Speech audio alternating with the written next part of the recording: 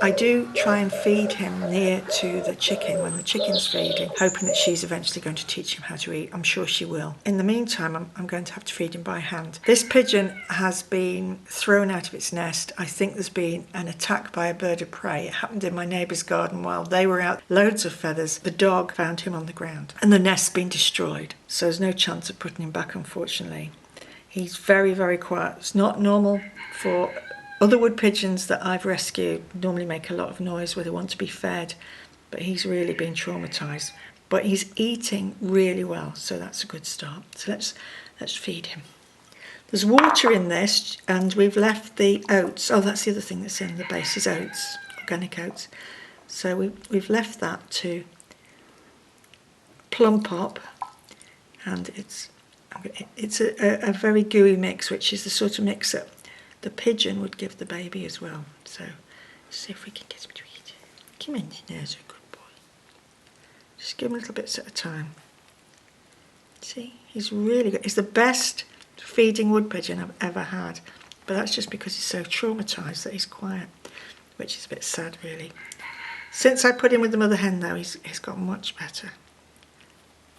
He did start to speak the other day, but the only noise he makes is a hissing noise when he doesn't like me, which is usually when he sees me first thing in the morning.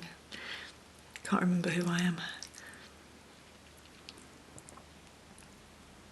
And the sad thing also was that I had a dark blue, small frizzled broody hen that I put with him to start that I thought, well, she looks a bit like a pigeon. And he loved her. He actually began to speak, but she didn't like him. So that was a bit sad. The mother I've put him with finally, because I tried another couple of broody hens, but they wouldn't have him either. The mother I put him with was actually being broody with this same frizzled hen, and the frizzled hen kept getting underneath her all the time, and she'd accept that. So I thought, well, if she's used to a big frizzled hen getting underneath her, then a pigeon getting underneath her won't mean anything. And in fact, she took to him straight away. In fact, she loves him. She actually lets him walk all over her. She doesn't care. So he's got a nice mummy now. You just keep feeding him and making sure. If it gets too sticky, then what I usually do is I get a little teacup of water and then dip each bit in, or just put a little more water in. But if you'll know if it'll sticky because you won't be able to swallow it.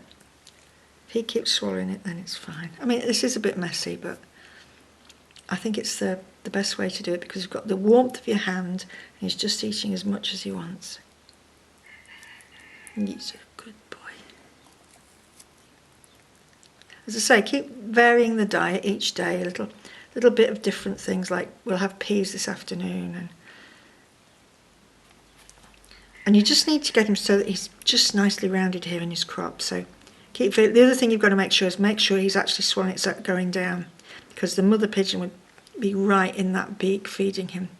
So you just smooth it down a bit so it's going down if you think it's not. But at the moment he's really good at swallowing. So, and don't get anything too big in your mix, because he'll hold on to it. He won't want to let it go once you put it in his mouth. So if it's too big, he'll... There. Don't wear your best clothes. Then okay. You can see him filling up here because I'm getting fatter. Aha, that is the first time he's spoken properly. Oh, that's brilliant. He's saying something to the viewers. Yes.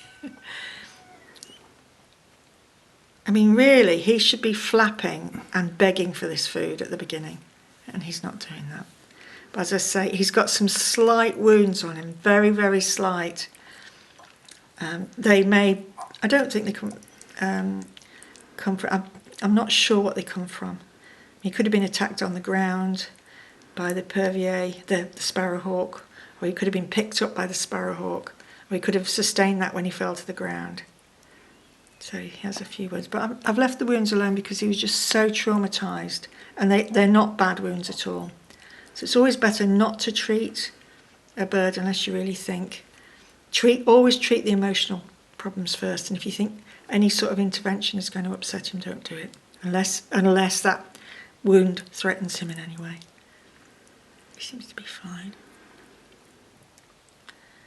There's a bit of apple here. This looks a bit big, I'm not sure. Nope, that was good. Just going to clean him up. When I had my first ever rescue pigeon, wood pigeon, I actually had a female pigeon that I could put with him, and she actually cleaned the pigeon up, but I'm not sure. I think the hen will clean him up too, but it's just whether he'll accept that at the moment. He may do, but in the meantime I'll just make sure it's just a damp cloth. Okay, you want to go back to your mummy now, don't you? Yeah, let's go and see your mummy. Okay, let's go back with your mummy. Whoops, whoops, whoops. Just yes. Oh, he always wants to go to the back. First of all, you haven't. Oh, that's it. That's it. You're comfy now. You all got comfy. He's hissing a bit. Just doesn't look too comfy. Put your wing down. Okay. Just put your wing down. You're all right. You're all right. There you go. That's it. You've done it. I think he gets too hot during the day. Sometimes he gets right underneath her.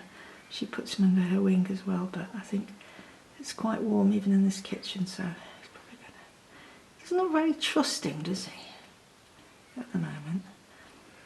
But I think he will learn to trust us. Definitely trust the hen, and the hen definitely trusts him, so.